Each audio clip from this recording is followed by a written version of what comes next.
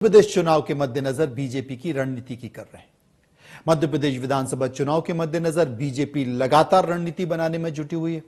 BJP के लिए मध्य प्रदेश का चुनाव बेहद अहम है, लिहाजा पार्टी हर रणनीति संभाल कर बना रही है और बीजेपी की रणनीति के तहत यह माना जा रहा है कि मध्य प्रदेश में आने वाले विधानसभा चुनाव जो कुछ दिन बचे हुए हैं, करीब 50 दिन के आसपास बचे हुए हैं, विधानसभा चुनाव में बीजेपी सांसदों को, बड़ी संख्या में सांसदों को विधानसभा चुनाव लड़वा सकती है। इन सांसदों में कौन कौन से चेहरे हो सकते हैं वो इस वक्त आपकी टीवी स्क्रीन के सामने है। मैं आपको बता दूं, जिसमें पहला नाम नरेंद्र सिंह तोमर भी हो सकते हैं, जो कि केंद्रीय मंत्री हैं, बड़े नेता हैं और पार्टी ने उन्हें पूरे मध्य प्रदेश चुनाव का संयोजक भी बनाया है। फिलहाल वो नरेंद्र सिंह तोमर मुरैना से सांसद हैं, ये भी विधानसभा चुनाव लड़ सकते हैं और विधानसभा चुनाव लड़ेंगे तो संकेत क्या होगा आपको भी पता है। नरेंद्र सिंह तोमर मुरैना से 2009, 2014, 2019 तीन बार सांसद चुने गए। राकेश सिंह जो कि जबलपुर से सांसद हैं, राकेश सिंह जो कि मध्य प्रदेश बीजेपी के अध्यक्ष भी रह चुके हैं, 2004, 2009, 2014 और 2019 चार बार लोकसभा के सांसद चुने गए हैं जबलपुर से, वो भी चुनाव लड़ सकते हैं। रीति पाठक जो कि सीधी से बीजेपी की सांसद हैं, वो भी विधानसभा चुनाव लड़ सकती हैं। 2014 और 2019 में सीधी से लोकसभा की सांसद रही हैं, वर्तमान भी हैं, दो बार वहां से सांसद हैं। वर्तमान प्रदेश अध्यक्ष BD शर्मा जो कि खजुराहो से सांसद हैं, वो भी विधानसभा चुनाव लड़ सकते हैं। बात यहीं पर खत्म नहीं हुई, आगे चलते रहिए। BD शर्मा के बाद एक और सांसद हैं दमोह से प्रहलाद पटेल। प्रहलाद पटेल भी विधानसभा चुनाव लड़ सकते हैं। वो बुंदेलखंड से लड़ेंगे या नरसिंहपुर जिले से लड़ेंगे ये तय नहीं है, लेकिन पार्टी चाहती है कि वो भी विधानसभा चुनाव लड़ें। केंद्र में खाद्य प्रसंस्करण और जल शक्ति मंत्री हैं इस वक्त।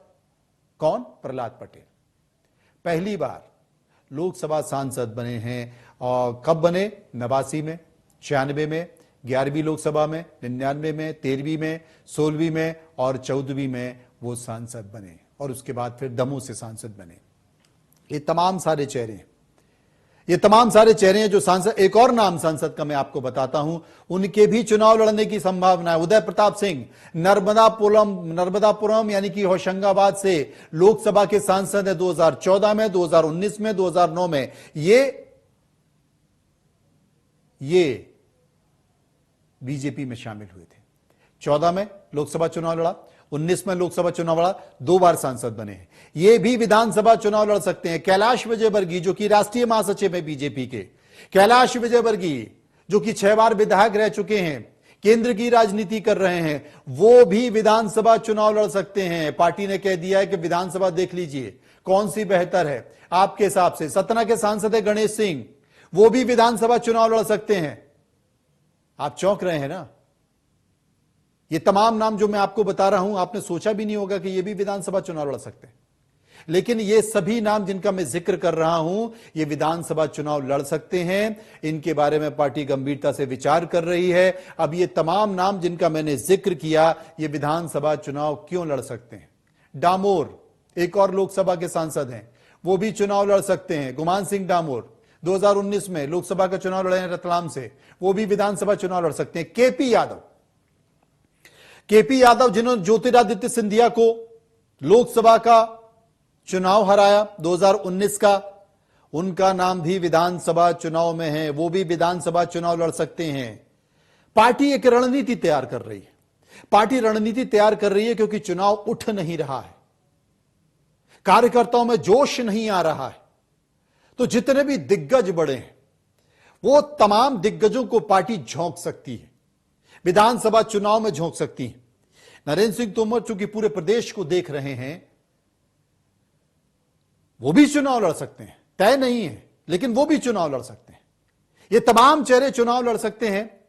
मेरे पास जो जानकारी है, तमाम सूत्रों से जानकारी है, उस जानकारी में यह निकल कर आया है कि पार्टी ने अपने तमाम ऐसे सांसदों से इस बात का जिक्र किया है कि वो अपने हिसाब, अपने पसंद की विधानसभा को देख लें और विधानसभा चुनाव लड़ने के बारे में विचार करें।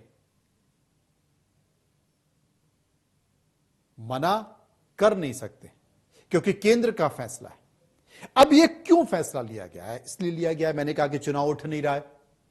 चुनाव उठाने के लिए क्या किया जाए? तमाम जो इलाके हैं उन इलाके के दिग्गज लोगों को चुनाव लड़ाया जाए। उन इलाके के दिग्गज लोग चुनाव लड़ेंगे तो वहां के कार्यकर्ताओं में उफान आएगा।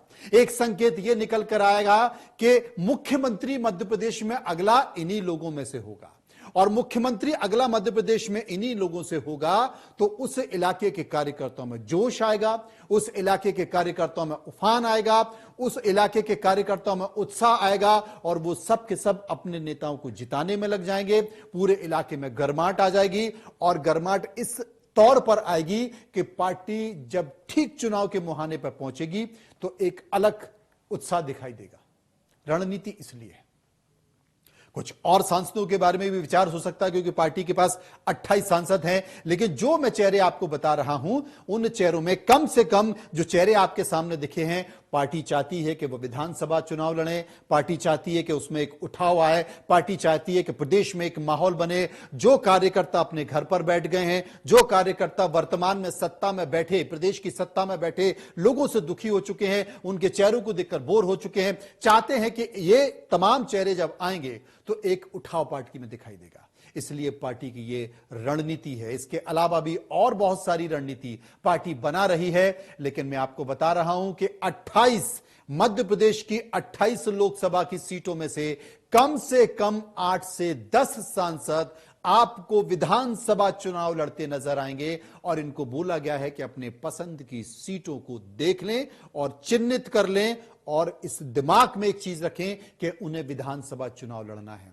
मैं कह रहा हूं इनके साथ साथ कुछ और सांसद भी हो सकते हैं। यानी कि देखिए किस तरीके से बीजेपी रणनीति का इस्तेमाल कर रही है। अब कितना उत्साह, कितना जोश निकल आएगा, इसके लिए हमें इंतजार करना पड़ेगा। और हो सकता है, जिस बड़ी बात का मैं जिक्र कर रहा हूं, कि हो सकता है कि जिसके बारे में किसी ने नहीं सोचा हो वो चेहरा मध्य प्रदेश में चुनाव ना लड़े। इसके लिए आपको इंतजार करना पड़ेगा। वो चेहरा कौन है वो भी मैं आपको बताऊंगा। फिलहाल मुद्दे की बात में इतना ही। बाकी खबरों के लिए आप चलते रहिए इंडिया न्यूज के साथ। नमस्कार।